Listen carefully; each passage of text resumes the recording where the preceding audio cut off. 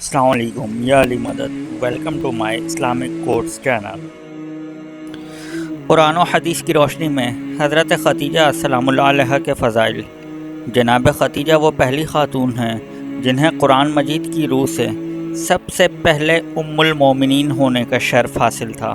اس کے علاوہ ذاتی طور پر سورہ مبارکہ ضحیٰ میں آپ کے ایثار و قربانی کا تذکرہ ہے۔ ارشاد ہوتا ہے، پیغمبر اسلام سے شادی سے پہلے جناب خدیجہ مکہ کے بہت بڑے کاروبار کی مالک تھیں۔ آپ کے عظیم کاروان تجارت میں 80,000 اونٹ جن کے ذریعے شام، یمن، مصر وغیرہ کی طرف برابر آپ کا سامان تجارت جاتا رہتا تھا۔ شادی کے بعد آپ نے اپنا سارا مال اور ساری دولت پیغمبر صلی اللہ علیہ وآلہ وسلم کے قدموں میں ڈال دی تاکہ اسلام کی نشو و نما کے کام آ سکے۔ جناب خدیجہ پیغمبر اسلام سے خاندانی قرابت داری تو رکھتی ہی تھیں، اس کے علاوہ آپ نے اپنے چچا زاد بھائی ورقہ ابن نوفل سے آپ کے فضائل و کمالات سنے تھے۔ علماء یہود و نصارہ سے آپ کی نبوت و رسالت کے بارے میں جو خبریں ان تک پہنچی تھیں، ان سب چیزوں کی بنا پر وہ اپنے ذہن و دماغ میں جناب مصطفیٰ صلی اللہ علیہ وآلہ وسلم کو جگہ دے چکی تھیں اور دل ہی دل میں آپ پر ایمان لا چکی تھیں۔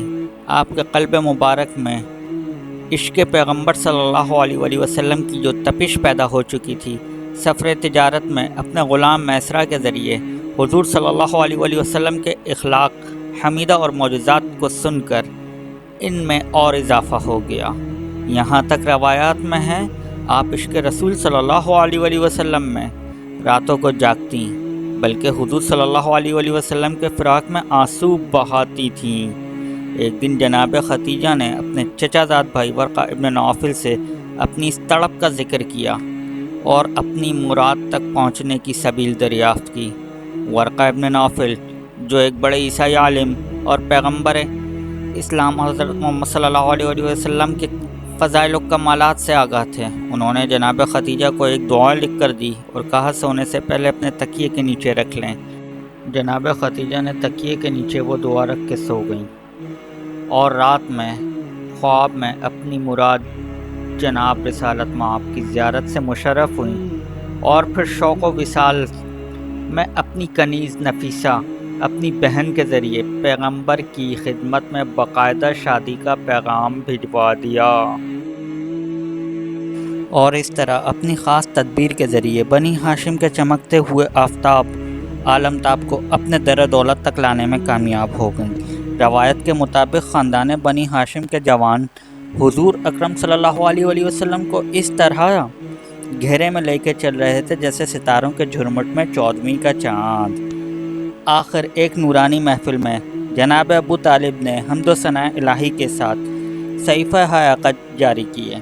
محفل عقد اپنے اختتام کو پہنچی تو یادگار عبداللہ نے اپنے عزیز چچا کے ساتھ اپنے سابقہ گھر کی طرف جانے کا ارادہ کیا۔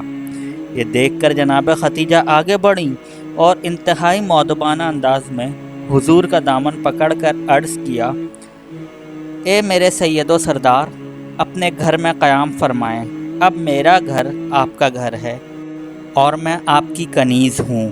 اس طرح جناب حضور اکرم صلی اللہ علیہ وآلہ وسلم اور ام المومنین حضرت خدیجہ کی مشترک زندگی کا آغاز ہوا۔ اعلان اسلام سے پہلے جناب خدیجہ کے القاب۔ جناب خدیجہ اسلام سے پہلے بہت سے محترمانہ القاب سے ملقب تھیں، جیسا کہ مبارکہ۔ انجیل میں جہاں پیغمبر اسلام کی بشارت کا تذکرہ ہے، وہیں پر جناب خدیجہ کے مبارکہ ہونے کا اور جنت میں جناب مریم کے ساتھ ان کی ہم نشینی کا بھی ذکر ہے۔ ان کی نسل مبارکہ سے ہوگی اور وہ جنت میں تمہاری ماں مونس ہمدم ہوں گی۔ طاہرہ۔ دور جاہلیت میں پاک دامن عورتوں کی تعداد بہت کم تھی اور سماج کی خرابیوں کی وجہ سے اکثر خواتین کا دامن کردار داغدار ہوتا تھا۔ اس دور میں بھی جناب خدیجہ اپنی عفت اور پاکیزگی کی وجہ سے طاہرہ کے لقب سے ملقب تھیں، اور جو آپ کے بلند مرتبہ اور منفرد شخصیت ہونے کی دلیل ہے۔ سیدۃ النساء، اس زمانے میں بھی جناب خدیجہ سلام اللہ علیہا کی شخصیت اتنی عظیم اور قابل احترام تھی، آپ کو سیدۃ النساء، عورتوں کی سردار کے لقب سے یاد کیا جاتا تھا۔ جناب خدیجہ قرآن اور روایات کی روشنی میں، جیسا کہ ذکر کیا گیا، جناب خدیجہ اپنے چچا زاد بھائی ورقہ ابن نوفل اور دیگر علماء یہود و نصارہ کے ذریعے بیان کیے گئے۔ حضور اکرم صلی اللہ علیہ وآلہ وسلم کے فضائل و کمالات اور آپ کی نبوت و رسالت سے نہ صرف یہ آگاہ تھیں بلکہ آپ پر ایمان بھی لا چکی تھیں۔ مولا کائنات نہج البلاغہ کے خطبہ کاسرار میں ارشاد فرماتے ہیں، جس وقت پیغمبر اسلام کی رسالت کا نور چمکا، اس کی روشنی سوائے جناب پیغمبر اسلام اور جناب خدیجہ کے گھر کے کسی اور گھر میں نہیں تھی، اور میں ان میں تیسرا شخص تھا جو نور و وحی رسالت کو دیکھتا تھا اور نبوت کی خوشبو سونگھتا تھا۔ جناب خدیجہ اتنی بلند مرتبہ خاتون تھیں کہ پیغمبر اسلام آپ سے فرماتے تھے، اے خدیجہ، خداوند عالم روزانہ کئی مرتبہ تمہاری وجہ سے فرشتوں پر فخر و مباحات کرتا ہے۔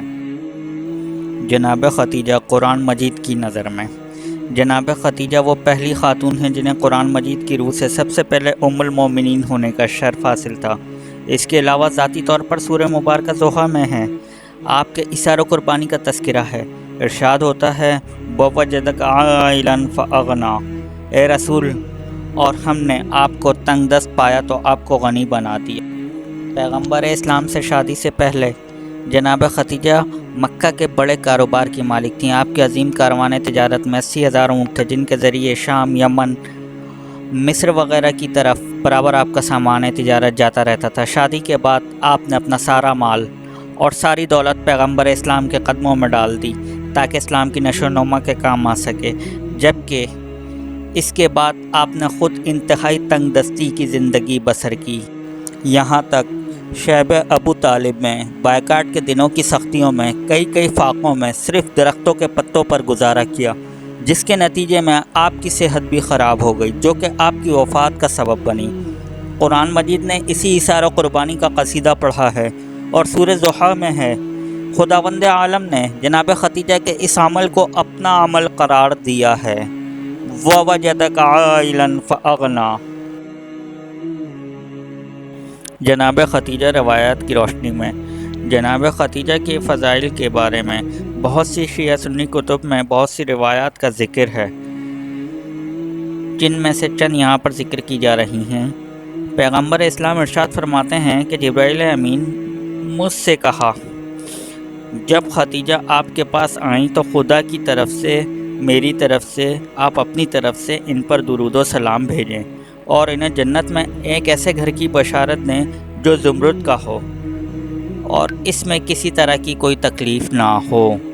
امیر المومنین حضرت علی علیہ السلام نے فرمایا، کائنات کی عورتوں کی سردار 4 خواتین ہیں، خدیجہ بنت خولد، فاطمہ بنت محمد، آسیہ بنت مزاحم، مریم بنت عمران۔ خدیجہ پر خدا کا سلام۔ ابو سعید خدری سے روایت ہے، پیغمبر اسلام ارشاد فرماتے ہیں، جب مجھے شب معراج عرش پر سیر کے لیے لے جایا گیا تو واپسی کے وقت جبرائیل سے میں نے دریافت کیا، کیا تمہاری کوئی حاجت ہے؟ انہوں نے کہا ہاں۔ جب جناب خدیجہ کی خدمت میں پہنچیں تو انہیں خدا کا میرا سلام پہنچا دیں۔ جب پیغمبر اسلام نے سلام پہنچوایا تو جناب خدیجہ نے ارشاد فرمایا، بے شک خدا ہی سلام ہے، اس میں سلامتی ہے، اس کی طرف سلام کی بازگشت ہے اور جبرائیل پر سلام ہے۔ کتاب خصائص فاطمیہ میں ذکر ہوا ہے، جب جناب خدیجہ کی وفات ہو گئی تو فرشتے خداوند عالم کی طرف سے مخصوص کفن لے کر آئے، جو ایک طرف عظمت جناب خدیجہ کا اعلان تھا، دوسری طرف پیغمبر اسلام کی تسلی کا سامان تھا۔ پیغمبر اسلام نے جناب خدیجہ کو خدا کی طرف بھیجا ہوا کفن پہنایا اور اپنے قربا کے ساتھ قبرستان لے گئے اور اپنی مادر گرامی جناب آمنہ سلام اللہ علیہ کی قبر کے پاس قبر تیار کرائی پھر قبر میں کچھ دیر لیٹے رہے اور اس کے بعد جناب خدیجہ کو سپرد خاک کیا۔ تاریخ شاہد ہے جب تک آپ زندہ رہے جناب خدیجہ کو برابر یاد کرتے رہے۔ بارہا اس باعظمت خاتون اور اس کی باعظمت بیٹی کے طفیل ہمارے گناہوں کی مغفرت فرما کر ہمیں دونوں جہاں کی سعادتوں سے بہرہ مند فرما، الہی آمین۔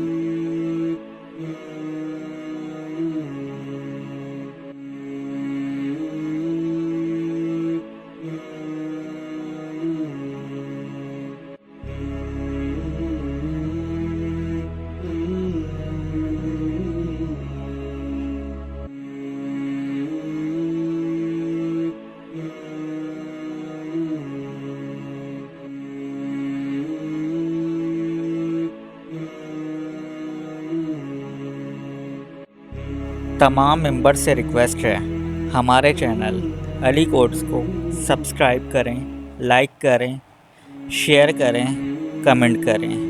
جزاک اللہ۔